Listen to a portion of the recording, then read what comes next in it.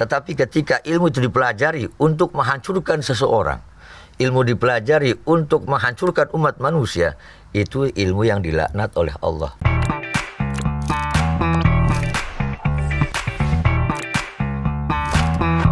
Halo, Assalamualaikum warahmatullahi wabarakatuh.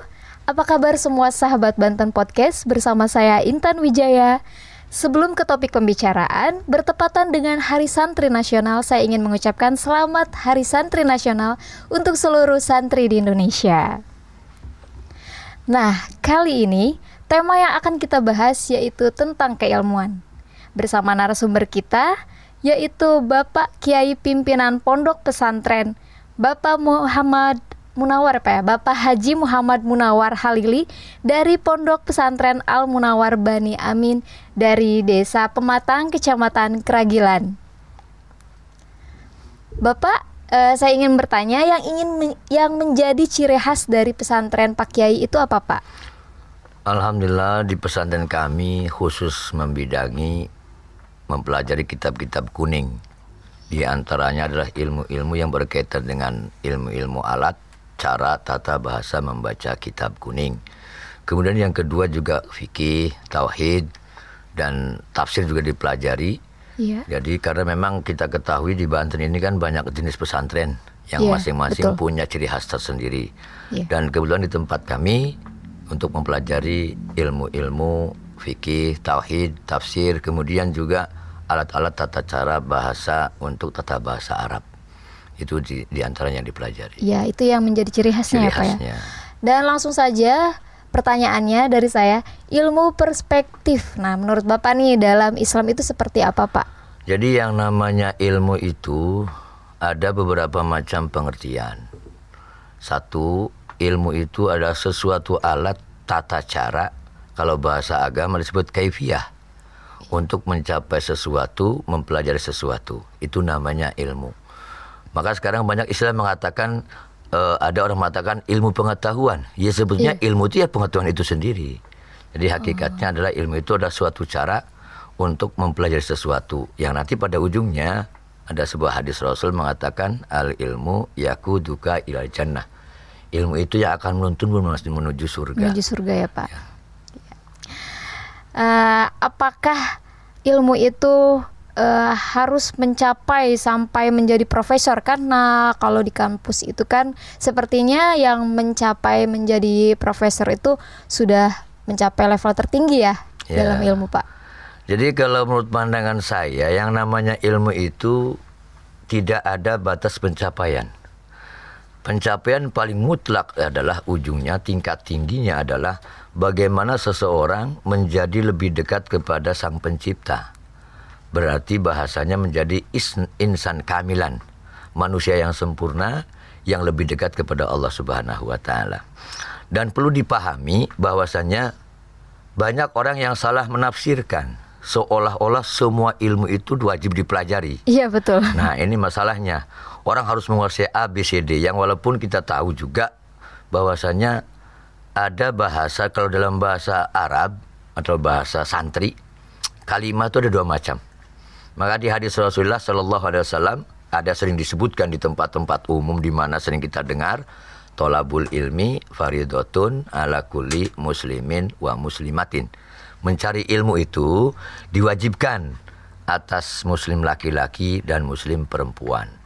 Nah, di situ kalimahnya adalah ada sebuah kalimah al-ilmu. Nah, ini pembedanya. Bagaimana tuh, Pak, pembedanya? Dalam bahasa Arab ada dua istilah. Ada yang disebut dengan isim ma'rifat, yang kedua isim nakiroh. Ma'rifat itu setiap kalimat bahasa Arab yang menggunakan alif dan lam, al-ilmu. Kalau nakiroh tanpa menggunakan al, berarti ilmun. Kalau ma'rifat lebih khusus maknanya, kalau nakiroh lebih umum maknanya. Maka ada beberapa tingkatan, seperti yang disebutkan tadi. Kenapa pakai al? Karena di situ ulama mengatakan yang disebut dengan tolabul ilmi hadis tersebut adalah disebut dengan ilmu amal. Apa ilmu amal itu? Ilmu syariat sebagai dasar pendekatan ibadah kepada Allah. Nah, kecuali kalau pakai lafadznya ilmun secara umum. Secara umum ya, Pak? Kalau ilmu secara umum, ilmu apapun boleh dipelajari. Iya. Maka ada istilah orang dulu kalau di Banten itu, kalau Anda jadi anak muda, jadilah seperti anak muda yang sedang ada di pinggir sungai. Bagaimana Pak, pinggir sungai? Di pinggir sungai, tapi dalam bawa sebuah alat untuk mencari ikan, jala. Kalau bahasa Serang itu jala. Jala itu dia tebarkan di sungai, dia angkat ke atas, maka ketika sampai di atas, maka dipilih. Kecil, manfaat, ambil. Besar, gak manfaat, buang. Tidak usah diambil ya Pak ya? Nah, gitu maksudnya. Nah, jadi boleh mengumpulkan ilmu segala macam hal, tetapi pokok dasar adalah ilmu tentang ibadah. Maka seorang ulama mengatakan, Abdullah bin Abbas, kafaka min ilmiddin. Hanya cukup bagimu ilmu-ilmu tentang agama. Nah, dalam konteks ini berarti tentang ibadah dulu. Dia dahulukan pendekatan kepada akhirat Allah, mungkin ya Pak ya? baru kemudian mencari ilmu yang lain. Bahkan ada yang lebih tegas lagi, hadis Rasulullah SAW di kitab Nasul Ibad, Allah melaknati seseorang yang pandai tentang ilmu dunia, tapi bodoh tentang ilmu agama.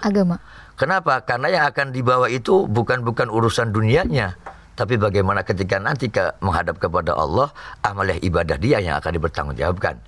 Nah, terlepas itu, ketika masa di dunianya profesinya apapun, apakah dia seorang pedagang, apakah dia seorang pendidik, apakah dia seorang pengajar, atau pejabat sekalipun, tetapi ketika memanfaat ilmunya untuk kemanfaatan maslahat manusia dan berimbas kepada agama, maka itu yang akan jadi nilai ibadah. Berarti itu sangat mempengaruhi ya Pak ya, sangat untuk di dunia dan di akhirat ya Pak. Ya, karena bagaimanapun dunia ini kan tempat bercocok tanam. Sementara ya. Sementara.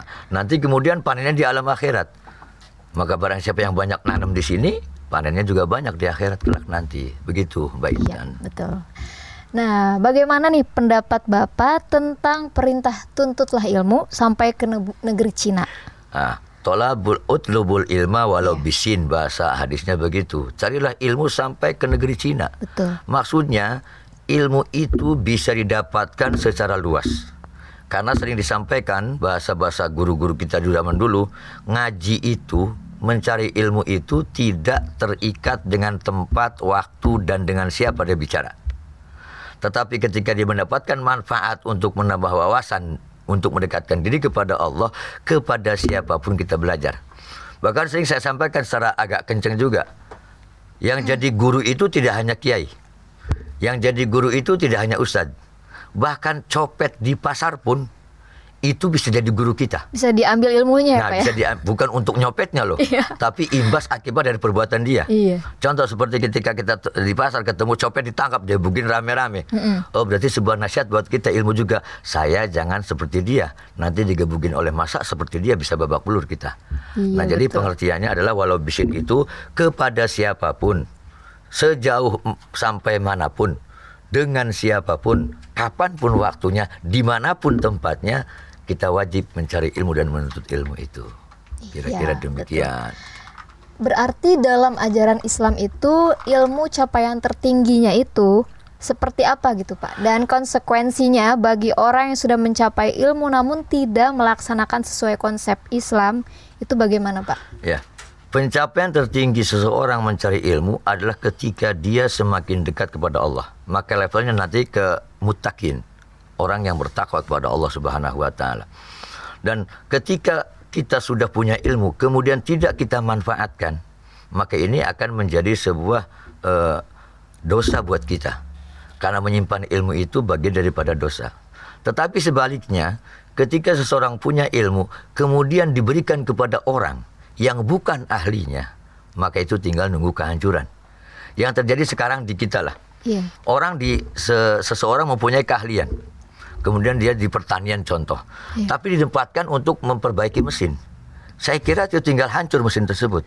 Tidak sesuai ya Pak? Tidak sesuai. Atau sebaliknya, seorang ustadz contoh, disuruh ngurusin jembatan atau proyek, saya yakin itu jembatannya 2 hari roboh.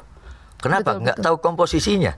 Atau sebaliknya, seorang ahli pertanian ngurusin Quran umpama. Nah, ini nggak akan mungkin sampai. Jadi hakikatnya adalah pencapaian ilmu itu bisa jadi kepada orang yang muttaqin, dekat dengan Allah Subhanahu wa taala, dan bagi orang yang menyimpan ilmu tidak disampaikan, maka dia adalah makhluk yang kurang bermanfaat. Karena bagaimanapun Rasul pernah bersabda, sebaik-baiknya manusia adalah yang lebih bermanfaat bagi manusia yang lain. Nah, seperti saya sekarang contoh di sini, yang saya pegang di depan saya mic ya. Iya, Pak. Kalau dipelajari saya nggak mungkin bisa. Iya. Dari bentuknya apa, madein siapa, ciptaannya siapa, nggak usah. Maka ada sebuah pembelajaran, kita kadang-kadang nggak boleh mengetahui sesuatu terlalu dalam. Cukup saja ada, kita gunakan. Ada seperti yang begitu. Kalau dalam ibadah sholat contoh, yang wajib itu cuma tahu rukunnya saja. Tetapi nggak mesti harus tahu hikmah ruku bagaimana, kemudian juga hikmah sujud bagaimana. Terlalu dalam ya Pak ya? Jadi itu terlalu dalam. Nah minimal orang seperti kita kelas awam, yang penting bacanya beres, atau yang penting mic bisa saya gunakan, bisa berbunyi, selesai. Nggak usah dipikirkan ini bikinan siapa, yang ngarang siapa. Akal kita tidak sampai ke arah situ. Jadi pencapaian ilmu seseorang adalah muttaqin. Mutakin ya Pak ya. Bertakwa kepada Allah. Pada zaman sekarang ini sepertinya banyak nih Pak yang mengambil jurusan A gitu ya Pak, kuliahnya apa, tapi ternyata pada saat bekerja atau untuk masa depannya itu jurusannya yang lain gitu Pak. Misalnya mereka ngambil kuliah jurusan pendidikan, tapi ternyata jadi kameramen, jadi apa, itu bagaimana Pak menurut Bapak? Menurut Memang saya takdir itu atau gimana, sebuah Pak? proses. Proses ya. Saya sarjana ekonomi, Iya. tapi jadi ustadz. Jadi dijalanin aja gitu Nggak ya Pak? nyambung. Nah, tetapi kemudian, maka kenapa dibatasi dalam agama ada tahapannya? Iya. Yang paling pokok penting pertama dulu adalah keilmuan tentang ibadah dulu. Nah, setelah orang memahami ibadah, karena dengan ibadah yang semakin bertambah, semakin sungguh-sungguh, akan timbul sebuah penyadaran diri bahwa apapun yang terjadi adalah sebuah garis takdir. Iya, Sama betul. seperti hari ini saya bisa kumpul di sini. Walaupun mungkin juga sebuah faktor kebetulan, mohon maaf, dalam Islam nggak ada istilah kebetulan. Iya. Oh, saya kebetulan dengan Mbak Intan ketemu, kemudian bisa duduk di sini bersama hari Jumat ini. Betul. Itu bukan kebetulan, tapi sebuah garis yang Sudah telah digariskan ditentukan. ya, Sejak oleh dulu kita belum lahir, masih di alam rahim, bahwa hari anu, tanggal sekian akan ketemu. Nah, proses kehidupan manusia, ini yang salah paham dalam masyarakat. Ketika seseorang mempelajari sesuatu, Iya. kemudian ditempatkan di tempat yang lain, Iya betul. selagi dia mau belajar di tempat itu, walaupun memang prosesnya panjang, Mungkin ada kebimbangan ada gitu Pak ya. kebimbangan atau mungkin aliran airnya begitu. Dulu dia di ilmu pendidikan contoh kuliahnya, atau kemudian di tarbiyah lah kalau perlu. Kemudian jadi kameramen, jadi host seperti Anda sekarang. Iya. Ini sebuah proses. Karena ilmu itu tidak sempit, luas sekali. Nah makanya apapun yang terjadi itulah garis takdir. Garis takdir, Ya. kembali lagi takdir Allah ya Ya. Pak ya. Nah, lalu bagaimana nih menurut Bapak ilmu yang benar-benar diridhoi oleh Allah Subhanahu wa taala? Semua segala sesuatu di dunia ini milik Allah. Sumber ilmu adalah Al-Quran dan hadis.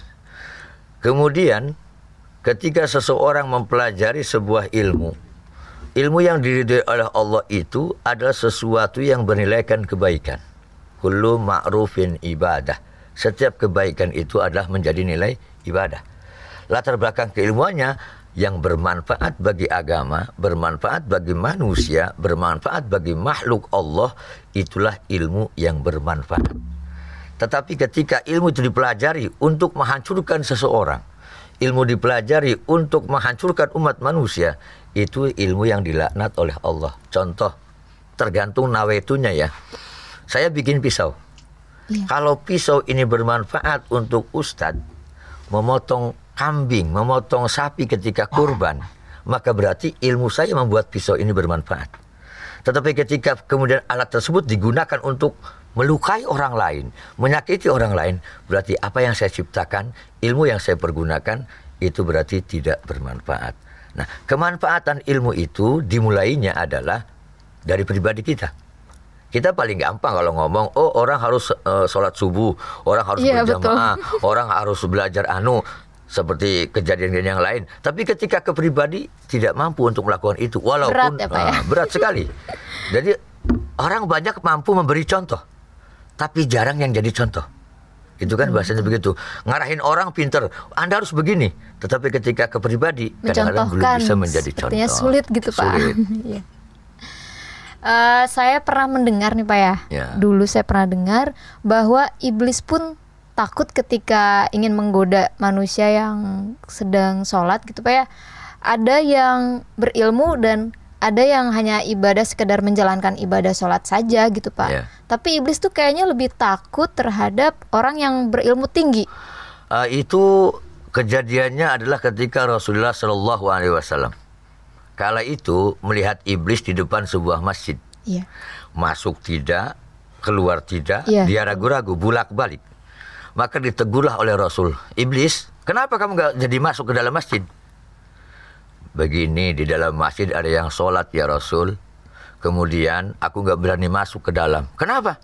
Karena di depan pintunya di masjid itu ada seorang alim, orang yang punya ilmu sedang tidur. Jadi orang yang tidur yang berilmu lebih ditakuti ditakutkan oleh iblis ketimbang orang yang sedang ibadah. Sholat, ya. Nah kemudian kenapa kamu gak masuk? Padahal kan gampang kamu goda orang sholat, gampang. Biar gak khusyuk, kemudian bacanya bisa salah dan sebagainya. Saya gak mampu masuk ya Rasul. Karena kalau saya masuk, nanti yang tidur bangun, dia akan mengajarkan hal yang baik kepada yang sedang sholat. Oh, jadi begitu. Jadi begitu maksudnya. Kalau goda orang sholat gampang.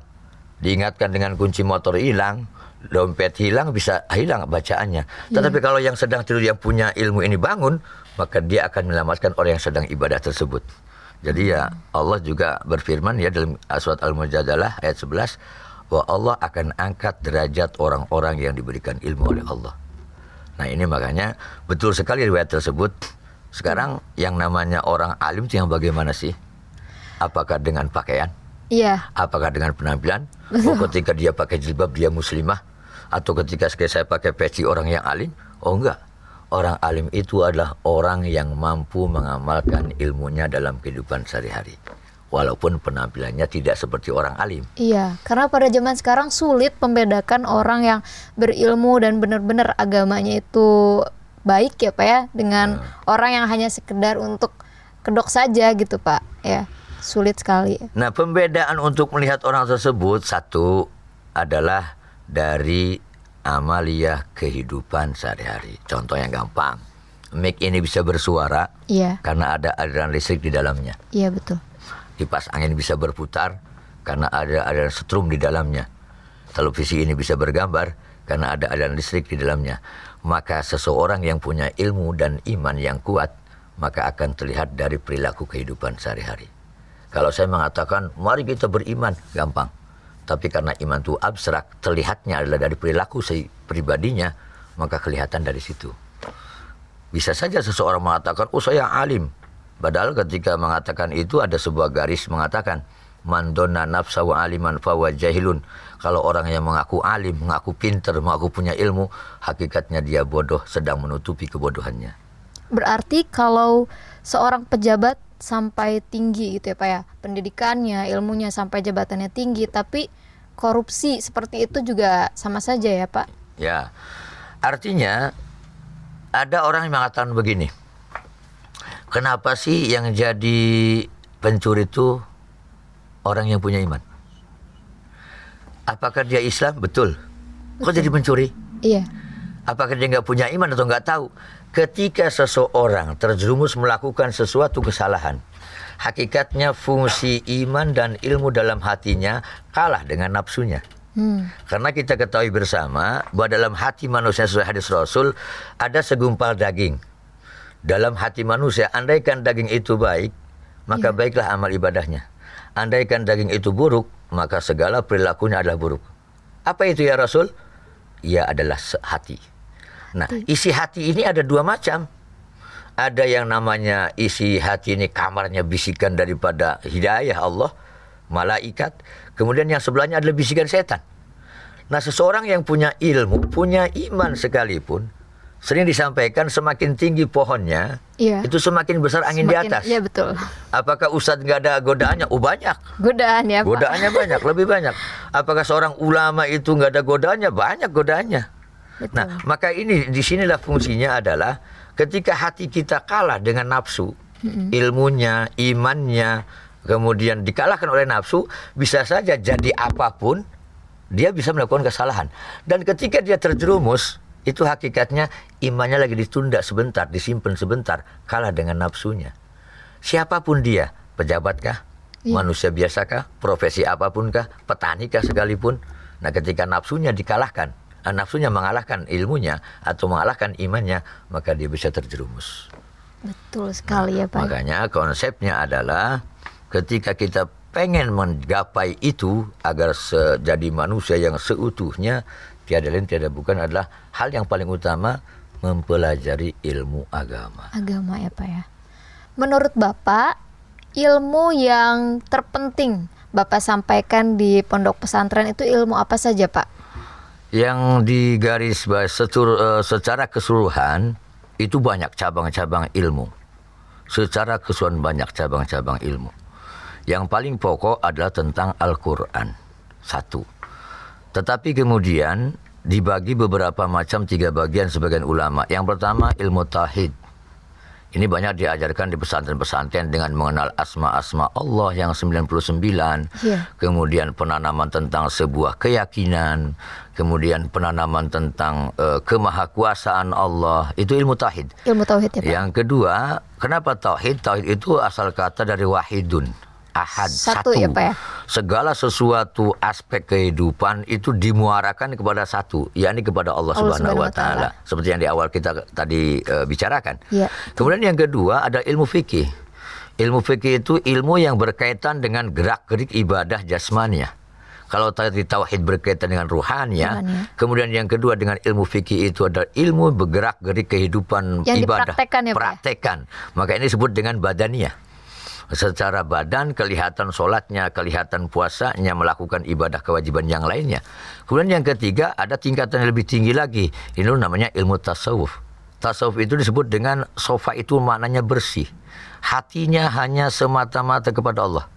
Model-model kelas kita belum nyampe itu. Dan ini banyak diajarkan di pesantren-pesantren.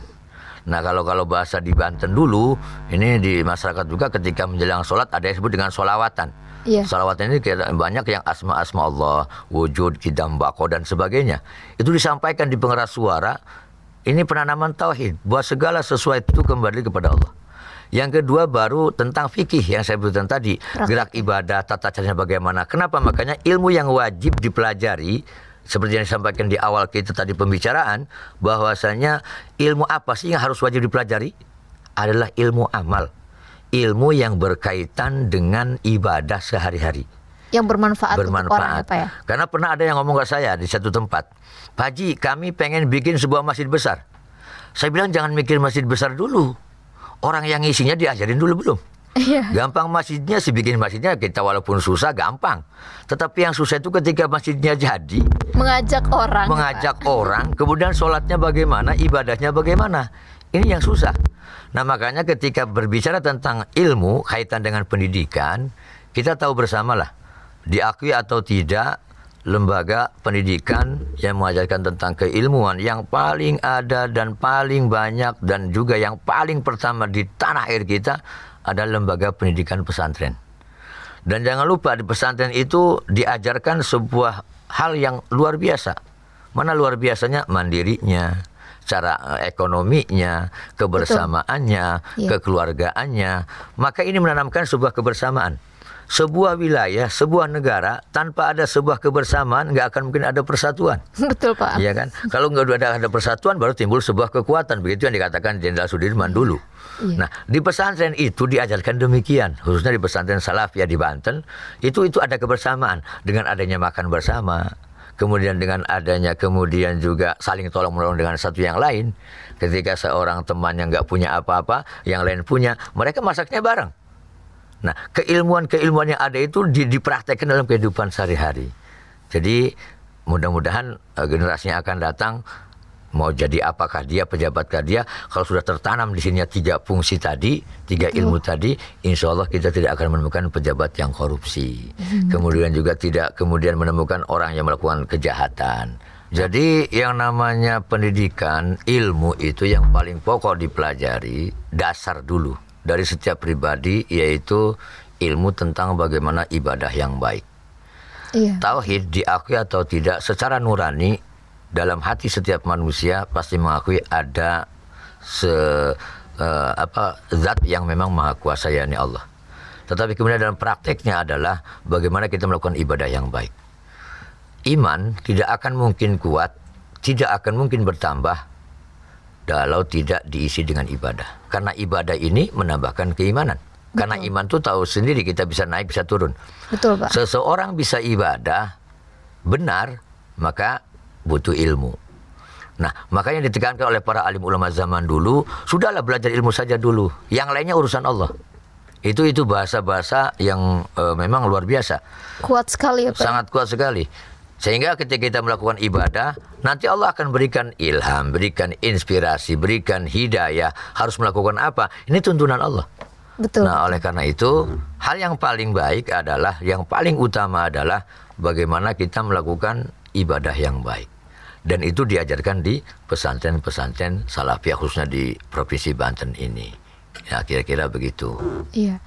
Menurut Bapak, bagaimana sebagai pimpinan pondok pesantren tingkat kesulitannya ketika menghadapi murid-murid yang tadinya malas seperti itu, Pak ya, terus tidak tahu banyak ilmu tentang agama seperti itu, hingga menjadi murid yang mengetahui banyak ilmu agama dan menjadi rajin seperti itu, Pak? Bagaimana tantangan Ya, Bapak? satu, kalau dalam pendidikan kan ada 3 macam pilar pendidikan.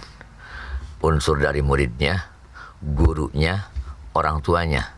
Betul. Nah, 3 hal ini, kecuali ada yang keempat, faktor X. Itu faktor X, itu di luar kendali manusia. Ya, betul. Nah, tetapi kemudian ada istilah. Kalau seorang guru, seorang ustadz, seorang kiai, seorang pemimpin pesantren merubah seorang anak didiknya menjadi baik, yang asalnya nakal jadi baik, maka dia berhasil jadi pendidik. Tapi ketika mengajarkan kepada anaknya yang sudah nurut, kemudian jadi pintar, itu bukan hal yang luar biasa, tapi hal yang biasa. Lalu bagaimana agar anak didik kita menjadi orang yang baik? 3 faktor tadi. Satu, dari kesungguhan si anaknya. Karena bagaimanapun ilmu itu akan berhasil, ada 6 macam persyaratan kata ulama. Yang pertama adalah gurunya dulu. Iya. Guru yang menjadi suri tauladan, guru, pendidik, pengajar, ustadz, kiai yang menjadi contoh. Yang saya sampaikan tadi, bahwasannya kita pandai memberikan contoh, tapi belum mampu menjadi contoh. Nah, sholat ke masjid berjamaah, ustadznya kemana? Ustadz udah kenyang jamaahnya. Nah, ini yang jadi sesuatu hal yang luar biasa, tidak baik. Yeah. Nah, kemudian yang kedua dari faktor orang tua. Orang tuanya mendorong agar anaknya belajar, orang tuanya mendorong, memberikan semangat, motivasi agar anaknya mau mempelajari ilmu agama. Baru yang selanjutnya ketika dari karakteristik si muridnya. Nah, kalau 3-tiganya sudah terlengkapi, orang kiainya semangat untuk ngajar, kemudian yang kedua juga orang tuanya punya motivasi untuk mendorong untuk belajar, yang ketiga anak didiknya karakternya juga punya motivasi, maka baru semuanya diserahkan kepada faktor X yang tadi. Iya. Bisa saja dari awal dia diciptakan, kemudian dikandung ibunya, pakai doa segala macam hal, lahir pakai adzan qomat, kemudian ketika diberikan namanya mirip dengan ulama, tapi ketika besar kemudian dididik agama nggak mau. Nggak mau, iya. Nah, bahkan maksiat yang dia lakukan, berarti itu faktor X namanya. Begitu, itu qudratillah. Sebagai ujian mungkin. Ya, ujian. Maka yang paling penting, yang paling pokok, kenapa di pesantren Salafiyah itu 24 jam diawasi oleh kiainya. Karena kiai-kiai di pesantren Salafiyah itu kalau malam jam 2, jam 3 itu biasanya keliling. Keliling, Pak. Melihat anak didiknya lagi ngapain, yang Ngontrol ya, macam-macam, Pak, ya? ngontrol. Besoknya maunya sholatnya kesiangan apa tidak. Jadi lebih-lebih diawasi 24 jam. Itu kalau di dunia pesantren ya, tentang keilmuan. Nah, ketika dilihat ada yang bicara, ada yang ngobrol, ada yang cuma begadang. Itu sehingga kalau bahasa orang tua dulu, nek sampean duwe santri seperti punya ingon-ingon. Ngerti nggak? Peliharaan gitu ya. Namun sampean punya santri seperti punya peliharaan, bagaimana peliharaan ini jadi gemuk, kemudian juga bisa kalau ayam bisa bertelur dan sebagainya. Itu merupakan upaya ikhtiar dari para kiainya, berhasil. Nah, kira-kira begitu. Berarti ketat sekali ya, Pak, ya, di pondok pesantren ya, di itu ya, pondok Pak. Pesantren. Untuk anak-anak nih, Pak. Ya. Sejak usia berapakah pentingnya kita memberikan ilmu-ilmu tentang agama, utamanya agama Islam ya, yang kita bahas sekarang tentang agama itu bagaimana di usia berapa gitu, Pak? Ada hadis Rasulullah Shallallahu Alaihi Wasallam, alimu auladakum bisa bisinin. Ajarkanlah anak-anakmu ketika dimulai umur 7 tahun. Maka dalam kitab-kitab kuning disebutkan yang paling pokok ketika anak sudah mulai bicara adalah diajarkan mengenalkan Allah dan Rasulnya. Nah kalau di bahasa Serang ada dia sampaikan Nabi kita Nabi Muhammad lahirin ning Mekah wafatin ning Madinah, bapak niki Abdullah ibu ni Siti Aminah, bapak tuane Abdul Muthalib. Itu kalau bahasa Serang begitu. Sehingga ada peneraman tauhid sejak dini. Mengenal Rasulnya sejak dini, kemudian juga mengenal Allah sejak dini. Nah, tetapi ketika kewajiban untuk dididik secara kontinu sejak umur 7 tahun. Bahkan kemudian wadribuhum dan pukulah mereka ketika meninggalkan kewajiban pada umur 10 tahun. Iya. Kalau udah 10 tahun dipukul, tetapi dipukul ghaira mubarrah kalau bahasa agama, tidak melukai, tapi memukul efek jera. Makanya Rasul nggak boleh pukul muka, pukul kepala, itu dilarang. Yang dipukul tuh seperti kemudian pahanya, kakinya itu boleh. Tetapi ghair mubarrah. Jangan sampai kemudian dididik anak over acting. Kamu harus ngaji, kalau ngaji bapak pukul. Sampai terjadi sesuatu. Nah ini berlebihan. Kekerasan ya, terlalu keras. Makanya kalau ke anak-anak pelan-pelan. Ada yang namanya psikologi pendidikan tentunya. Betul. Kan bagaimana mengajarkan menghadapi orang, karakternya masing-masing itu perlu dengan kelemah lembutan. Betul. Kira-kira itu. Terkadang anak kecil itu memang kan belum mengerti ya Pak. Ketika kita memberitahu tentang Allah itu Rasul, bahkan kita bicara tentang Allah pun selalu ada pertanyaan, di mana sih Allah itu gitu kan? Allah itu mana? Ini bukan, kayak begitu, seperti itu Pak pertanyaan. Ya, itu memang pertanyaan yang menggelitik sekaligus juga membuat bingung orang tua. Bingung ya Pak menjawab. Ya, bingung. Ada anak saya ngomong, saya ada cerita lucu juga sedikit ya. Artinya ketika anak-anak, apa yang dia lihat, apa yang dia dengar pasti jadi idola. Si A nonton Superman, iya, betul. maka dia pasti apapun semuanya Superman. Si B lihat Batman, maka dia yang jadi idolanya adalah Batman dalam pikirannya. Ini anak-anak, dunia anak-anak. Saya ada kejadian lucu juga, anak-anak bertiga. Saya Batman hebat, yang satunya saya Superman hebat. Tapi ada satu anak yang hebat luar biasa, dia pokoknya sakabega keleh karo Allah mah. Jadi itu penanaman tauhid. Walaupun sepintas seperti candaan. Nah, maksud saya adalah ketika seseorang menyampaikan kepada anaknya yang masih kecil, nalarnya belum siap, otaknya belum siap, kecerdasannya belum ada, maka hanya dibatasi dulu bahwa Allah yang menciptakan alam semesta. Di mana Allah? Kalau kita terangkan dengan bahasa yang salah bisa menyimpang juga. Iya, betul Pak. Karena memang Allah itu tidak menempati sesuatu. Laisa bimakanin wala waktin. Itu kalau dalam bahasa tauhid ya, ilmu tauhid, bahwa Allah itu tidak menempati tempat, tidak menempati waktu. Kalau Adam mengatakan Allah kan ada di atas, itu nggak boleh. Kalau bahasa tauhid, mari kita minta ke yang ke atas. Kalau ke atas ini berbicara tentang kudrah kekuasaannya boleh. Tapi kalau secara zatnya Allah ada di atas, Allah tidak mengenal tempat. Nah, untuk anak-anak kan belum pas. Betul. Karena keseharian sering mari kita berdoa kepada Allah, seolah naiknya ke atas, seolah Allah di atas. Nah, ini belum masanya diterangkan. Betul. Maka yang paling penting pokoknya Allah ada di satu tempat yang manusia tidak pernah tahu, dan Allah tidak menempati sesuatu. Tempat mana tidak. Nah, jadi ke anak-anak ada bahasa-bahasa tertentu. Kayak contoh orang anak-anak kalau mau sholat kan, betul, itu gampang. Contoh anak-anak untuk membiasakan dulu. Ini proses pembiasaan ini penting. Contoh, si A anaknya nggak mau sholat, umurnya 3, 4 tahun, 5 tahun, mesti proses pendidikan. Nah, bisa saja kita iming-imingi, kalau kamu mau sholat, nanti ayah belikan sepeda. Walaupun otaknya masih ke sepeda, karena memang masanya itu. Jadi ada tahapan-tahapan yang nggak langsung kemudian anak dicekoki dengan pendidikan yang berlebihan. Jadi kita buat si anak ini terbiasa dulu ya Pak ya? Tamrinat namanya pembiasaan. Kalau udah biasa nanti akan muncul dengan sendirinya. Iya. Di pondok pesantren Bapak sendiri, ilmu apa saja yang utamanya yang harus mungkin dikuasai ya oleh murid-murid, yang dipahami seperti itu Pak? Jadi jenis pesantren yang ada, Neng Intan ya, bahwasanya ada yang khusus mempelajari Al-Quran. Iya. Ada yang khusus kemudian mempelajari hadis saja. Ada kemudian juga yang khusus mempelajari ilmu-ilmu yang lain. Secara umum semua di pesantren dipelajari. Tetapi kalau spesifikasi seperti khusus Quran, maka ketika sudah dipelajari ini alat-alatnya, karena nahwu juga sumbernya dari Al-Quran. Namanya nahwu kalau dalam bahasa santri ya, ilmu alat itu. Itu juga tujuannya untuk mempelajari Quran dan hadis. Ketika sudah orang menguasai alatnya, contoh kalau dalam bahasa Indonesia tata bahasa. Ada kemudian juga ABCD-nya, alfabetnya, kemudian juga cara bacanya, imbuhan, tambahan, kata kerja, kata benda, itu ada. Itu yang disebut dengan ilmu alat. Dan hampir rata-rata setiap pesantren diajarkan itu. Kemudian muncul ada yang spesifikasi di Al-Quran, di qiraat dan sebagainya, itu tentang keunggulan satu pesantren. Nah, di tempat kami adalah yang dipelajari adalah satu yang diperkuat tentang ilmu alat. Seperti ada buku kecil yang namanya Awamil. Itu karangan penyusunnya asli orang Banten. Namanya Syekh Nawe Mendaya, asalnya Carenang. Itu dirumuskan, kalau ketemu ini bacanya begini, tata bahasa. Sama konsepnya seperti di bahasa Indonesia. Subjek, predikat, objek, keterangan ada. Baru kemudian nanti mempelajari hal yang lain. Jadi yang paling pokok, unsurnya di setiap pesantren 3 hal tadi. Tauhid, fikih, dan tasawuf. Lalu kesimpulannya bagaimana menurut Bapak tentang keilmuan dalam ajaran Islam?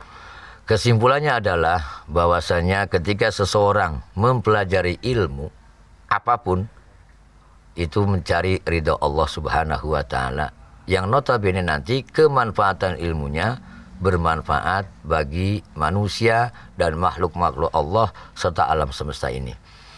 Karena bagaimanapun ada hadis Rasulullah SAW mengatakan, al-ilmu yakuduka ilal jannah, bahwa ilmulah yang akan menuntunmu masuk surga. Maka kesempatan kita sewaktu masih di dunia ini mencarilah ilmu sebanyak-banyaknya dan gunakanlah semanfaat-manfaatnya. Karena ilmu yang bermanfaat akan kelihatan dari si pemilik ilmu tersebut dari perilaku kehidupan sehari-hari. Nah, oleh karena itu mudah-mudahan anak cucu kita ke depan jadi anak-anak yang soleh dan solehah. Amin, dan mendapatkan ilmu yang bermanfaat. Jalan yang terbaik pendidikan untuk menggapai ilmu itu adalah di pondok pesantren salafiyah. Karena akan ditanamkan sehebat apapun dia, profesi apapun, pejabatkah atau siapapun jadinya, kalau sudah ditanamkan ilmu dalam hatinya, maka insya Allah hidupnya akan dituntun oleh ridha Allah Subhanahu wa Ta'ala. Kira-kira demikian. Iya. Ya, baiklah, sebelum menutup acara ini, marilah kita berdoa bersama-sama untuk keselamatan dan juga untuk ilmu yang bermanfaat bagi kita semua ya Bapak, yang akan dipimpin oleh Bapak. Nah, mudah-mudahan dengan doa ini anak cucu kita senantiasa dijaga oleh Allah Subhanahu wa Ta'ala, dan mudah-mudahan khususnya di Banten ini pesantren-pesantren salafiyah tumbuh berkembang dengan ciri khasnya tersendiri dan bisa melahirkan ulama-ulama di masa yang akan datang. Amin ya rabbal alamin. Allahumma salli wa sallim ala sayyidina Muhammadin fil awwalin wa salli wa sallim ala sayyidina Muhammadin fil akhirin wa barik wa sallim wa radhiyallahu tabaraka wa ta'ala an kulli sahabati rasulillahi ajma'in. Amin Allahumma amin. Allahumma inna nas'aluka ilman nafi'an. Allahumma rabbana hab lana min azwajina wa dhurriyyatina qurrata a'yun waj'alna lil muttaqina imama. Allahumma ja'alna wa jami'a ahalina wa jami'a auladina min ahlil ilmi wal khair wa la taj'alna wa iyyahum min ahli syarri wad dhair. Rabbana atina fid dunya hasanah wa fil akhirati hasanah wa qina adzabannar walhamdulillahi rabbil alamin. Amin ya rabbal alamin. Baiklah sahabat Banten Podcast, sekian dari kami dengan topik pembicaraan keilmuan. Sampai berjumpa kembali di topik pembicaraan berikutnya. Wassalamualaikum warahmatullahi wabarakatuh. Waalaikumsalam warahmatullahi wabarakatuh.